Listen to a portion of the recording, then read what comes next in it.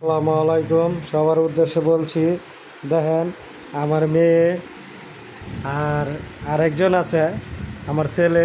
এই যে দেখেন, এরা খুব আজকে খাওয়ার আয়োজন করছে।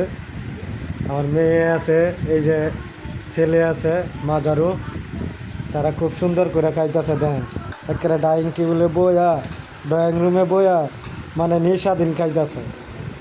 আমগর আর খাওয়া লাগবে না। দেখেন বাবারেও হওয়া দেয় না, মারেও হওয়া দেয় না, নিজেরা খায় আগে বাস্তা লইছে। দেখেন কত কি লয়ে রয়েছে। দেখেন এই যে দেখেন খাওয়ানোর আইটেম দিতে হয়। দেখেন এই যে দেন পেঁয়াজ, এটা কি আবার দেন লাউয়ের শাক, আবার দেন মাংসর শাক, আবার দেন মুড়ি, আবার দেন এই যে ডাইল ভাজা, আবার দেন এই যে দেখেন কোক।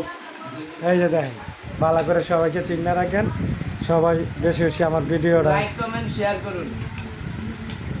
সবাইকে ধন্যবাদ।